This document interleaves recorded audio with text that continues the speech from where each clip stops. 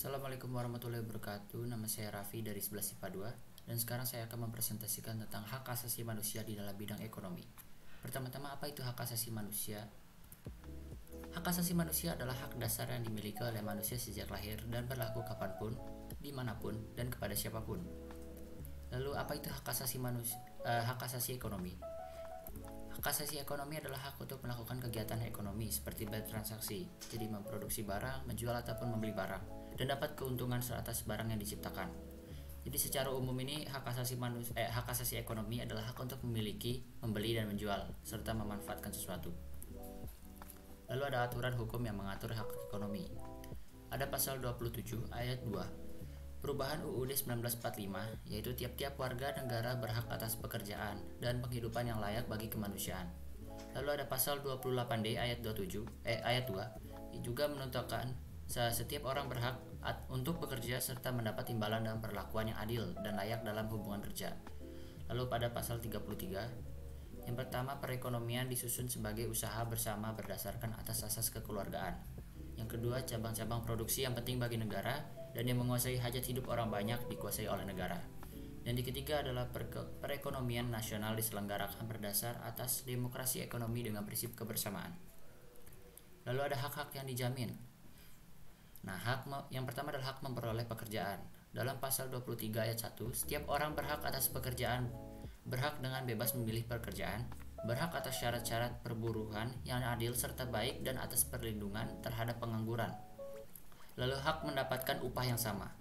Pasal 23 ayat 2, setiap orang dengan tidak ada perbedaan berhak atas pengupahan yang sama untuk pekerjaan yang sama dan hak ikut serta dalam serikat buruh.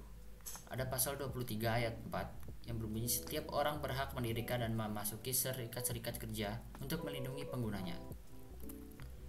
Nah, ada contoh kasus pelanggaran hak asasi manusia di dalam bidang ekonomi. Jadi contoh pelanggaran HAM di bidang ekonomi yang sering terjadi ada 3, yaitu korupsi, pembayaran gaji buruh di bawah UMR, dan juga outsourcing. Korupsi ini merupakan pelanggaran HAM secara ekonomi oleh seseorang kepada hak asasi banyak orang. Kenapa begitu? Karena korupsi berarti merugikan keuangan negara, sedangkan keuangan negara ini bisa bermanfaat bagi banyak orang. Dan yang kedua itu pembayaran gaji buruh di bawah UMR atau upah minimum regional. Dan yang ketiga ada outsourcing, sistem pengadaan karyawan dengan bagi hasil antar karyawan dengan perusahaan outsource ini banyak yang berpendapat merupakan jenis perbudakan yang baru. Nah, ini adalah contoh kasus korupsi yang fenomenal di Indonesia, yaitu ada kasus pengadaan IKTP menjadi salah satu kasus korupsi yang paling fenomenal. Nah, jadi kasus dari mantan Ketua Umum Partai Golkar Setia Novanto ini telah berjalan sejak 2011 dengan total kerugian negara mencapai 2,3 triliun rupiah. Setidaknya ada sekitar 280 saksi yang telah diperiksa KPK atas kasus ini, dan hingga kini ada 8 orang yang telah ditetapkan sebagai tersangka. Upaya agar tidak terjadi pelanggaran hak asasi manusia di dalam bidang ekonomi. Yang pertama adalah upaya preventif. Upaya preventif adalah pencegahan korupsi diarahkan untuk menghilangkan dan meminimalisir faktor-faktor penyebab terjadi korupsi, seperti pemberlakuan undang-undang untuk memperkecil peluang korupsi. Lalu ada upaya detektif. Jadi upaya detektif ini mendeteksi terjadinya kasus-kasus korupsi dengan cepat dan tepat agar segera ditindaklanjuti. Dan itu saja dari saya. Wassalamualaikum warahmatullahi wabarakatuh.